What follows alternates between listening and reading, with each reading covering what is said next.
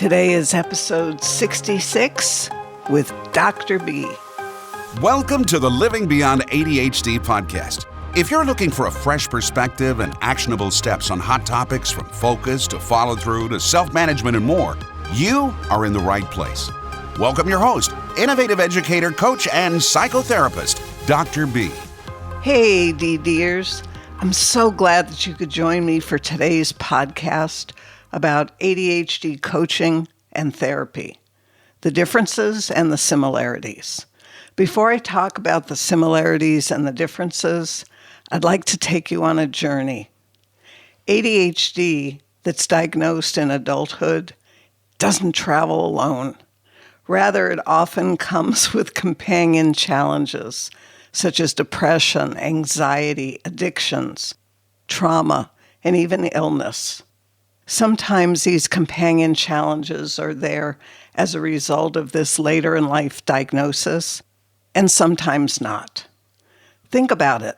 If ADHD isn't diagnosed until later in life, it's understandable that someone would be suffering with depression because of all of the losses that they've experienced due, at least in part, to their undiagnosed ADHD. Or with anxiety because they're nervous about being able to perform as expected in typical adult life situations like getting a job, holding a job, doing well in that job, getting married, raising a family without falling apart in the process, doing well in academia to complete a college degree, or becoming so stressed from living with an undiagnosed or unidentified condition that they become traumatized throughout the course of their life.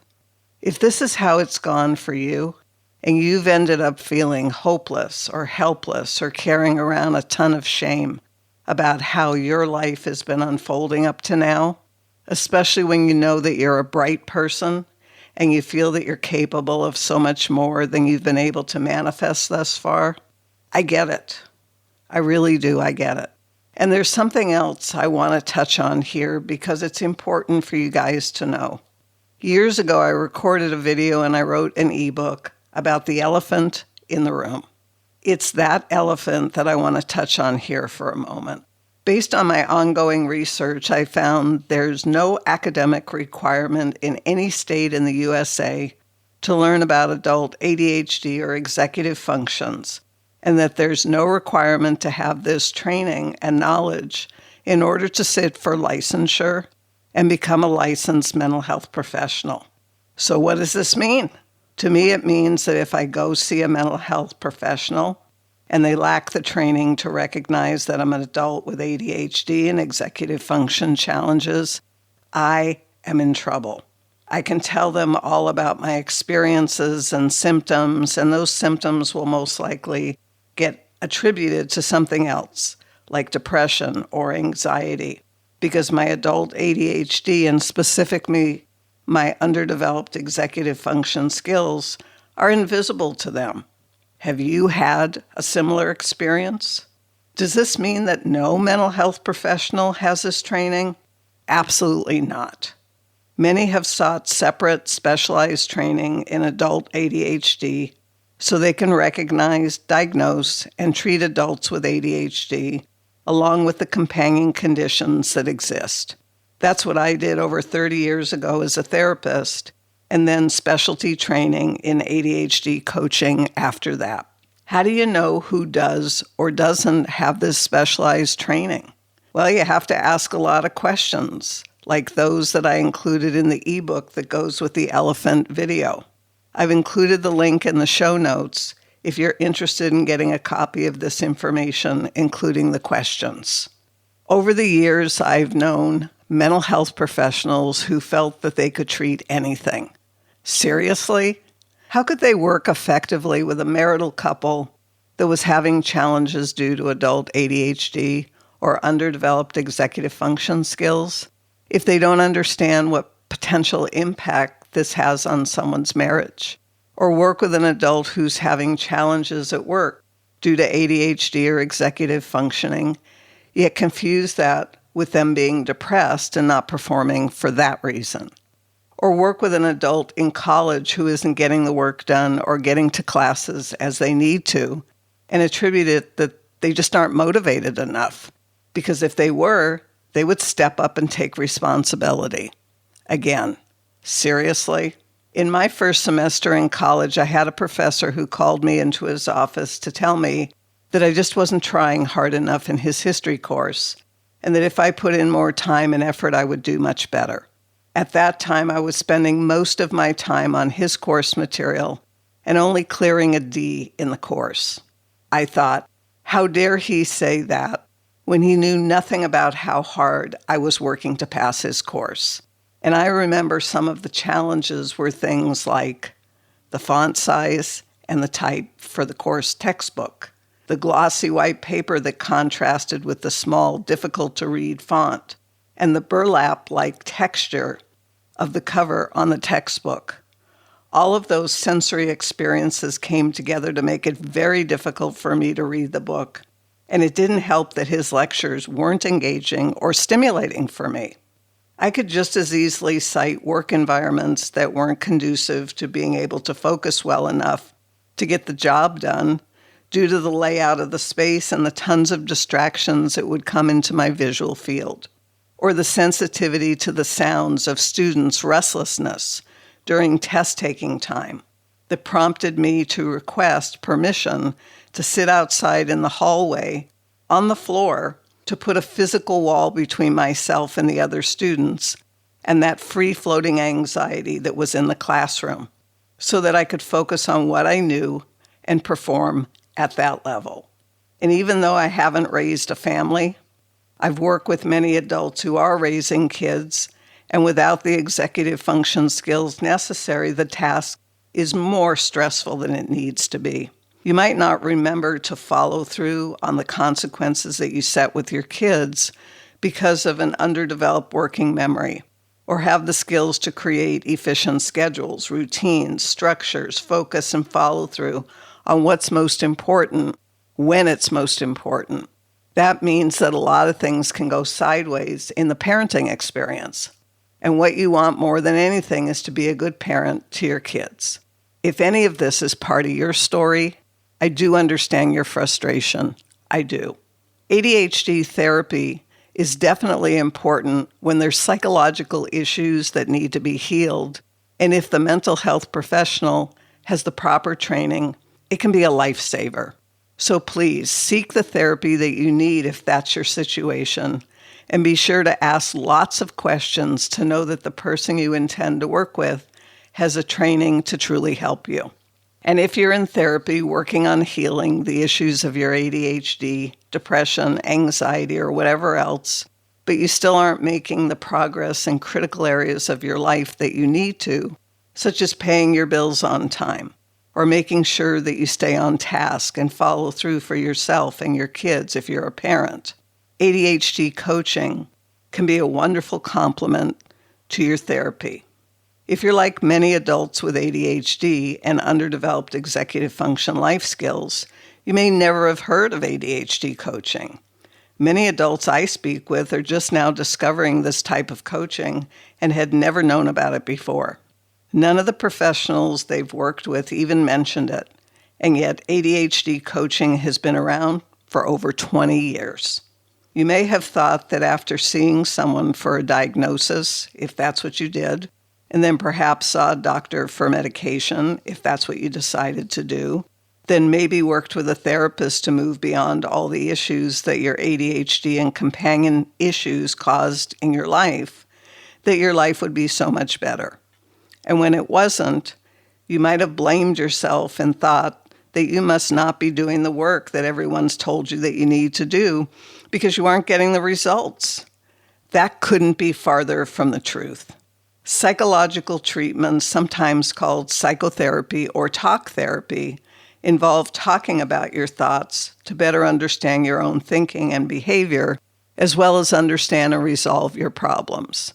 And yet many who seek therapy for their ADHD don't resolve their problems in the way that they need to be resolved because they're not learning what's missing and then taking action on what will make the difference.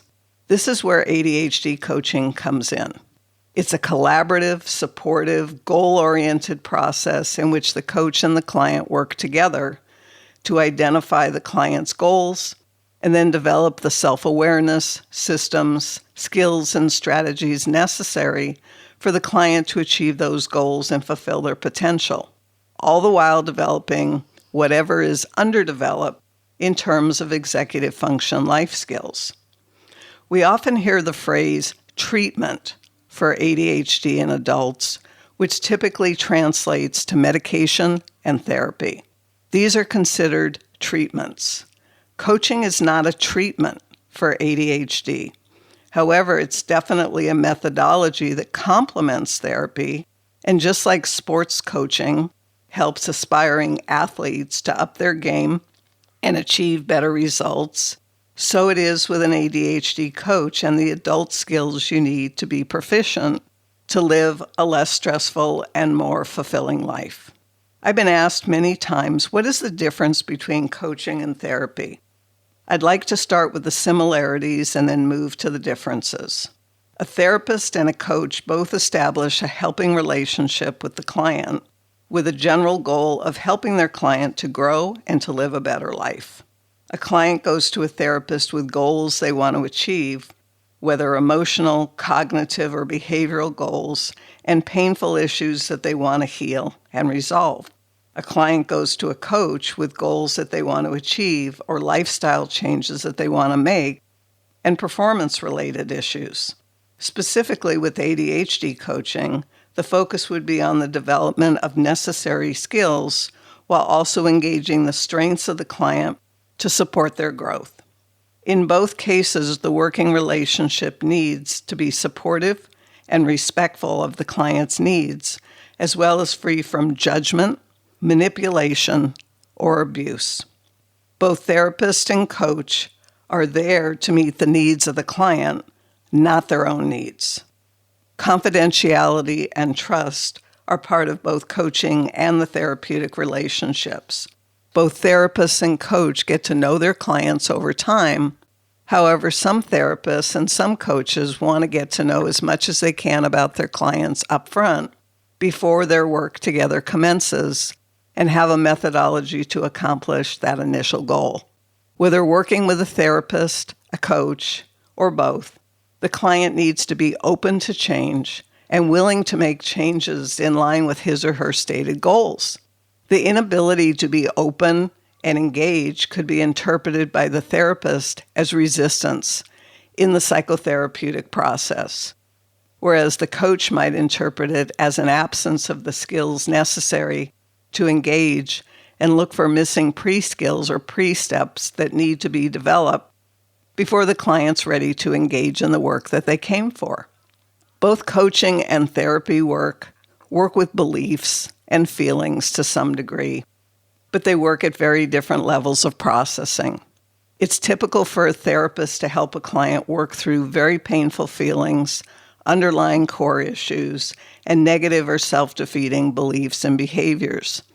A coach doesn't get involved in these deeper emotional, cognitive, or behavioral issues as they are not treating a cause or a condition or a diagnosis, such as depression, anxiety, addictions, etc. The coach must refer the client to a therapist to address these issues. The level of feelings that a coach addresses may involve things like frustrations, fears of failure or success, avoidance behavior, loss of confidence, and even a lack of self-trust. More specific to ADHD coaching would be the procrastination that comes when a client doesn't know where to start or how to start and seems to lack the ability to figure this out. With great questions, the seasoned coach can help the client break down the process so it becomes doable for the client. There are certainly therapeutic benefits to coaching, as there are with therapy, even though the intent is not to provide therapy when you're a coach. That leads me into some important differences between therapy and coaching. Therapy, by its very nature, is a mode of treatment. When we're referring to ADHD, we're talking about treatment as it fits with the DSM-5 diagnostic criteria for adult ADHD. Please be aware that there is no diagnostic code for adult ADHD in that book, just the code for teens and children with adult examples. Treatment involves the application of therapeutic modalities or techniques and remedies to relieve problems that are related to disorders in the DSM-5. Therapy looks at what's wrong within the person and what needs to be treated or fixed. This is an illness-based or disordered model, not a wellness model as it is in coaching. To provide therapy, the professional must be licensed in their state or working under the license of another professional. After obtaining one's therapist education, the mental health professional is required to intern under a licensed person to help shape their therapist skills for a number of hours, such as 3,000 hours for a licensed marriage family therapist here in the state of California. Then there is the licensing exam after obtaining your intern hours.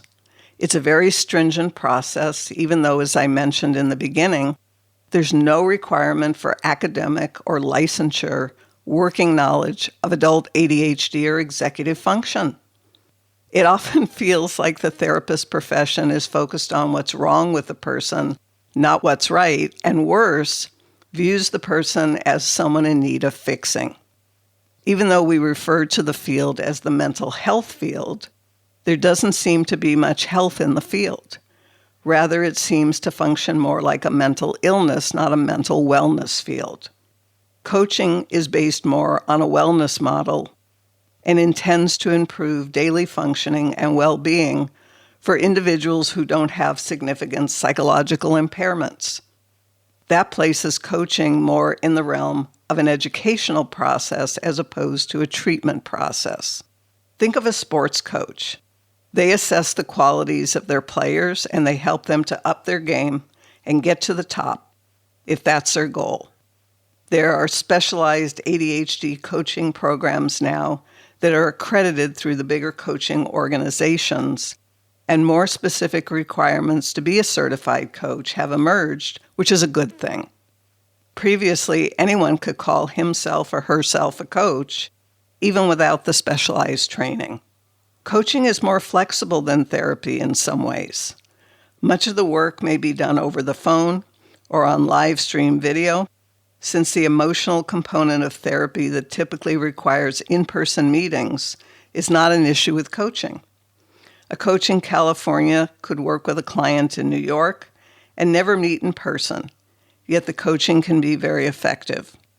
A coach is able to take a more holistic approach that takes into consideration any issue which affects daily living, such as productivity, the work and home environment, diet, exercise programs, maintaining time, managing yourself in time, basic financial management, like getting the bills paid on time, sleep, and so much more. A very practical consideration for many people is that therapy is often covered by health insurance, whereas coaching is not. Again, think of a sports coach and how that would not be covered by health insurance. Lastly, a therapist is allowed to coach as a modality of treatment for their client when they're providing treatment for psychological conditions that fall under their license, so long as they're appropriately trained to coach their client. A coach is not allowed to do therapy since they are not a licensed mental health professional that provides treatment. So I want to recap here. ADHD therapy work is about healing from the psychological wounds that occur throughout your lifetime in connection with ADHD, as it is with the companion conditions like depression, anxiety, addictions, trauma, and more, if that's part of your journey. ADHD coaching work is about helping adults with ADHD to strengthen their executive function, improve their quality of life, achieve their self-identified goals, and addressing the pragmatic issues of achieving them while living with ADHD or underdeveloped executive function skills. Things that are included in this big picture, big package of ADHD coaching could be life coaching, the bigger picture issues for quality of life, Could be skills coaching, the development of these life skills for the ones that are weaker, and education that a coach could provide to a client about current research and things that are relevant to them. Drilling down into more specific details of what you might work on with ADHD coaching, let me give you some examples. Focusing on work priorities and your productivity, being held accountable for stuff that you want to accomplish, clearing all kinds of clutter, whether it's paper or digital or stuff, using your time wisely and getting things done, planning and following through so that you finish projects. What a concept. Seriously, finishing something gigantic that you never imagined that you can do, and yet you did. Building a simpler and smarter set of habits and routines. Tons of time management skills. Finding the optimal kind of system that works perfectly for you. Helping you to understand what ADHD is and what it isn't. Teaching you about setting as well as reaching goals. Getting places on time. Understanding the kind of strategies that you personally might need in order to be able to do that. Studying and homework skills, if you're having difficulty with that. Learning to be a more patient and consistent parent and remember the things that you say to your kids. Being a more supportive spouse or partner. Learning to communicate more effectively. Building better habits for your diet, for sleep, for exercise. Improving all of your relationships and your communication skills. And the list just goes on and on. I think you get the idea. Bottom line, ADHD therapy and ADHD coaching work well together to serve your bigger picture needs if you need both. If it's just the skills that you need, then you're looking at ADHD coaching and not necessarily the therapy. Today's episode is about understanding more about ADHD coaching and therapy and getting whatever it is that you need to heal from painful wounds, as well as develop the skills to make a radical difference in the quality of your life. You can do this. Remember that you are not what you do or don't do, that you are more than that.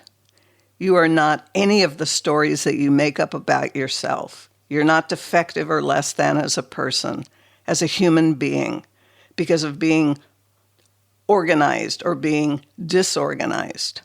Remind yourself that your mind just works differently, and that difference is actually pretty cool, in my opinion, once you have a new perspective and you have the tools that you need for your own success. And knowing is only the first step. It's said that knowledge is power.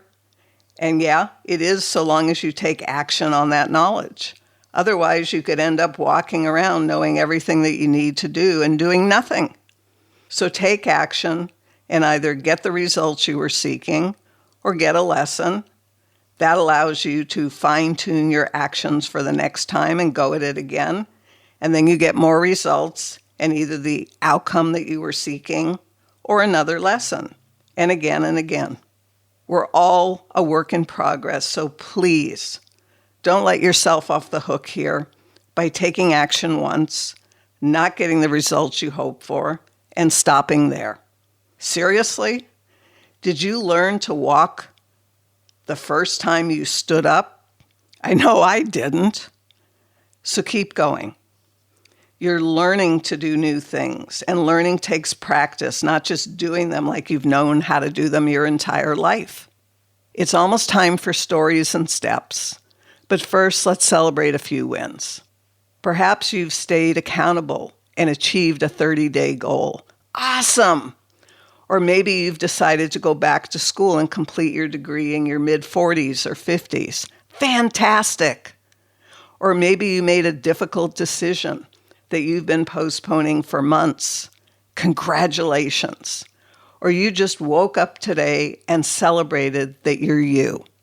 Fabulous.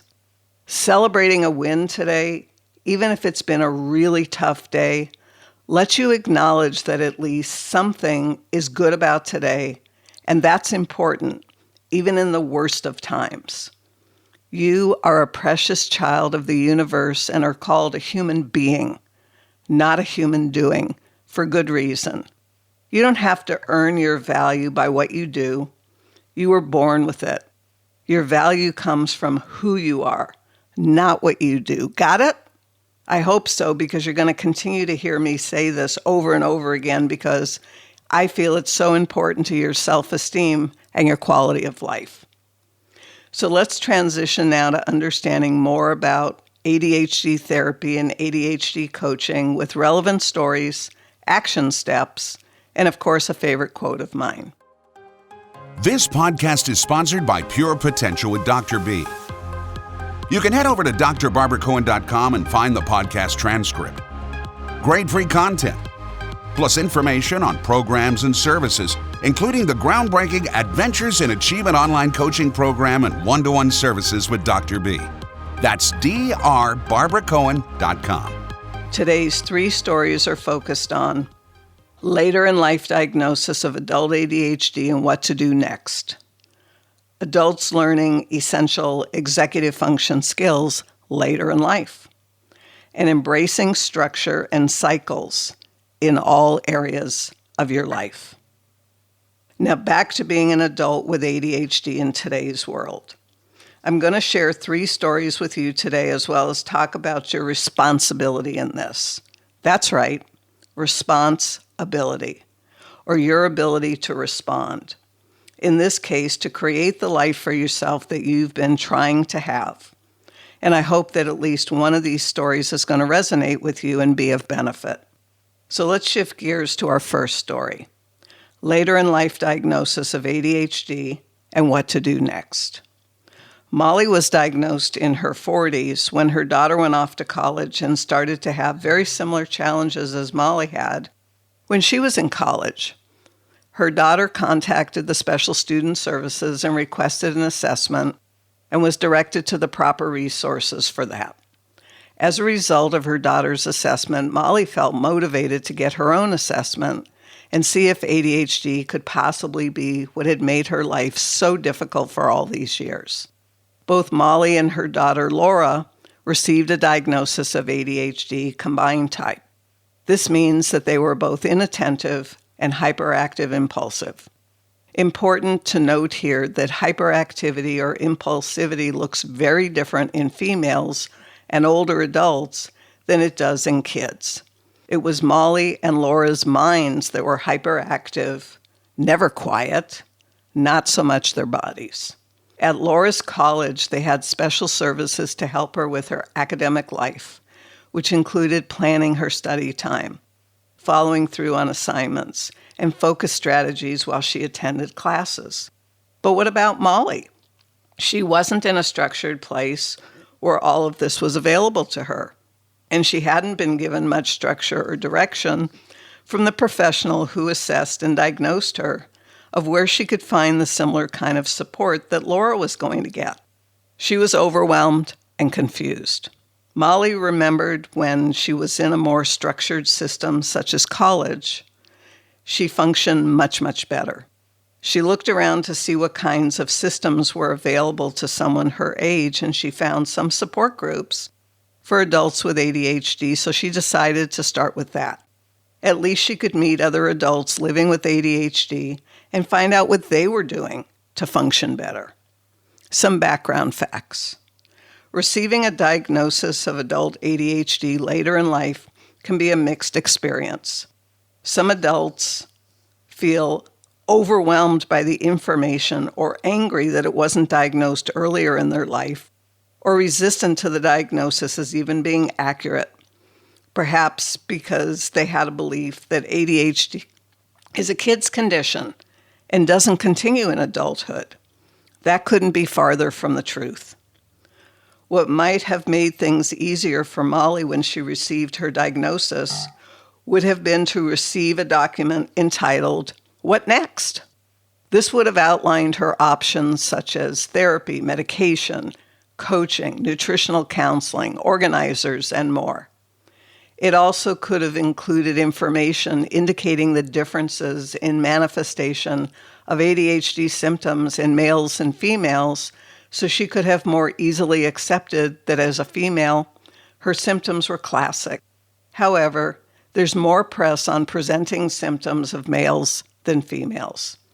Lastly, The document could have included information on resources for grieving the losses of her earlier years due to her undiagnosed ADHD.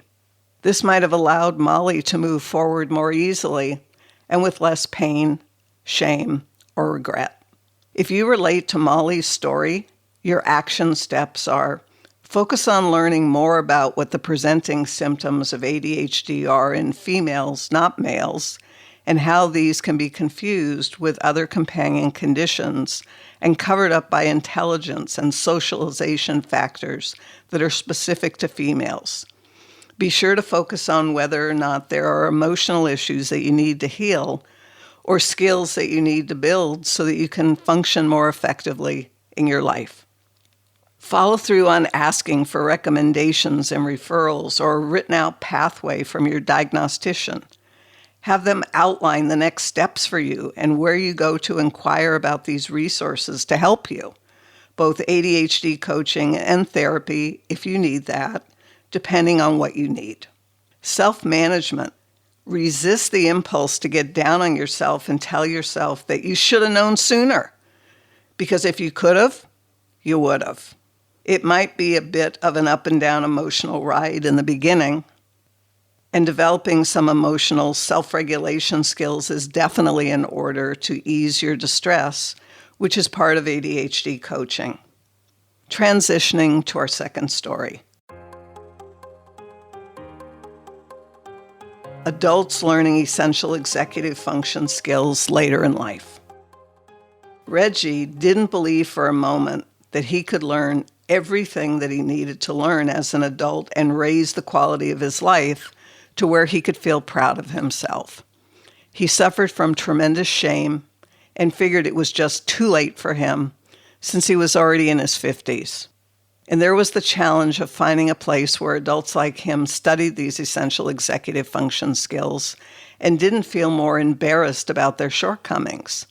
He just didn't know if he had the stomach for being with others, even if they were like him, because it forced him to see the truth about his life. And it was just too much for him. However, his friend Charlie sought him out since they had similar backgrounds and confided that he had recently started in an online program where he was learning all the executive function skills that he hadn't learned as a kid or a teen.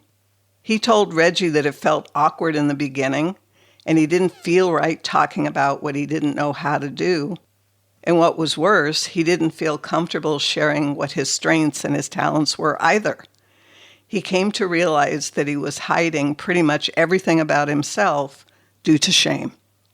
Reggie could really identify with Charlie because he felt the same. He knew intellectually that he had strengths and talents that others didn't possess. However, they didn't seem like a big deal when he thought of all the things that he was lacking. Some background facts. We are only as sick as our secrets, and the more we hide the truth about where we are in our lives, the worse it is for us.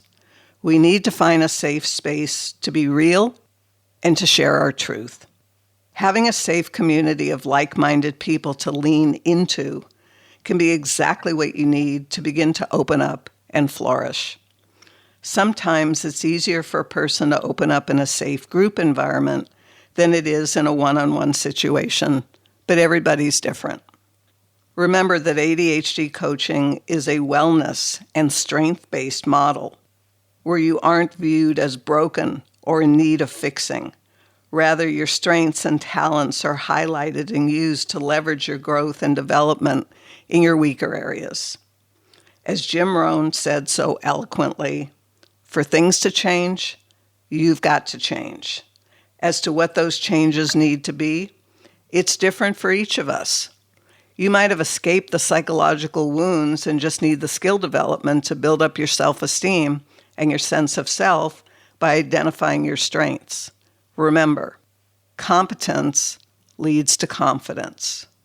If you relate to Reggie's story, your action steps are: focus on finding a safe space where you can have your strengths and talents reflected back to you and leverage for your personal growth. Follow through on making sure that your needs are getting met, whether that means some short-term therapy, in conjunction with some ADHD coaching to build up your overall life skills and the specific executive function skills that weaken your performance in life. Self-management of the thoughts and feelings that you are all alone in your suffering and that no one would understand your journey. There are millions of adults who have had a similar journey to yours, and developing the ability to share yourself more openly is the beginning of being able to manage yourself more effectively. Transitioning to our third story, embracing structure and cycles in all areas of your life. Paula thought back to her years in college where the structure and cycles of academia were very clearly laid out. She knew exactly what was due and when. The expectations were crystal clear. When she graduated college and landed her first corporate job, she was in her late 20s and she thought it was going to be a really good fit for her because she would be part of a team, the work would be fast-paced, and the people she would work with would be as driven and motivated as she was. She had no idea that she would become the weak link in the chain on her team. Paula had no idea about her undiagnosed ADHD or executive function challenges. The corporation she worked for had an in-house coach to keep the higher-level team players at their optimal. In one of the coaching sessions, the corporate coach took Paula aside and asked if she'd ever been assessed for her adult ADHD. Paula was shocked and a bit put off. She had done so well until now. How could that possibly be true? And what was the corporate coach basing this statement on? The coach proceeded to explain to her that they were neither an ADHD coach nor an expert in the field.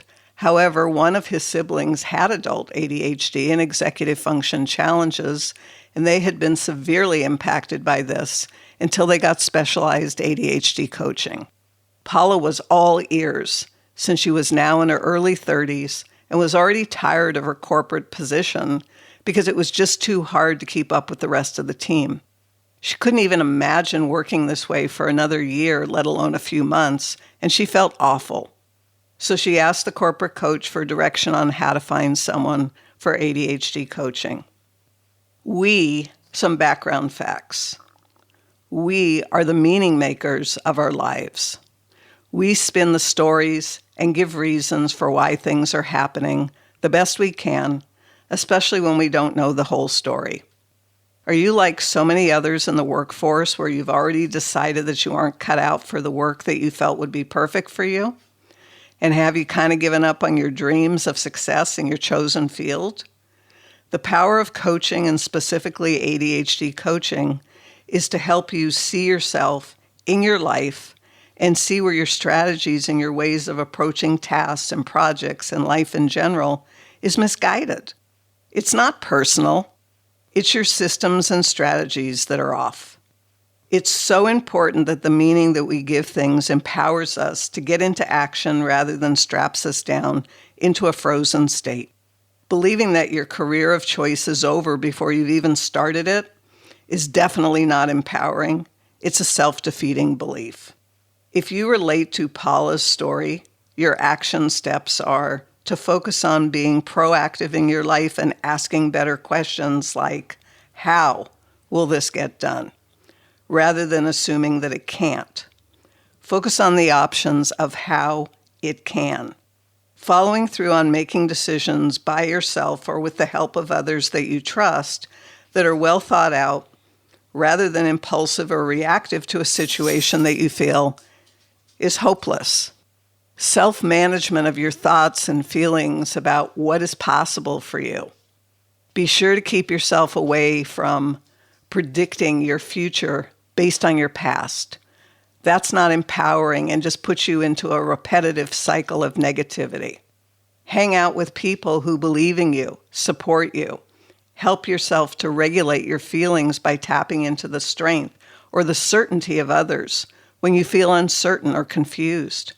Borrow someone else's hope when yours is running low. This is also a benefit of ADHD coaching because your coach isn't living your experience, even though they're in it with you to help move you forward by showing you optional ways of thinking about the situations and circumstances of your life. A favorite quote of mine. Nelson Mandela said, "A winner is a dreamer who never gives up." The question I have for you at this point of our journey together is, do you have a dream that you've given up on because you didn't know there was ADHD coaching and executive function skill training to raise the level of your skills and improve the quality of your life so that achieving your dream becomes a reality? It exists. Whether you're learning from my podcast episodes or live videos, or you're working with me directly, you're in my world and I'm here to serve your needs. So be sure to reach out and get your needs met. It's up to you to take action here so that things can change for you. In the show notes, you're going to find information about my upcoming free webinar this Sunday, November 17th, 2019 at 5 p.m. Pacific time. The topic is 3 steps to start getting organized the fun way. I hope you'll come prepared to have some fun together as we enter the world of getting organized without overwhelm or frustration. So if you're feeling overwhelmed and lack the steps and lack the skills to get started with your organizational adventures, be sure to register and let's have some fun time together. You'll have the opportunity to share your challenges with me when you register, as well as what you're seeking as solutions. I look forward to being together and knowing what would be most helpful to you. I appreciate you showing up to listen today and in the future. I'm making my way back to producing regular episodes, so as a subscriber, the newest episode will automatically be in your feed. If you enjoyed today's episode or any of the other episodes, please share this podcast show with your friends and family, as well as rate the show. If you'd like to do a little bit more, then go ahead and write a thoughtful review on iTunes so I know I'm meeting your needs. It doesn't have to be anything lengthy, just a line or two of how the podcast is helping you, if it is. I love hearing from you. It means a lot to me to know that your life is getting a little bit better every time we get together. Be sure to check out the show notes for more free content and ways that we can work together. You'll find the link to the elephant resource that I talked about earlier in this episode with the questions to ask a therapist.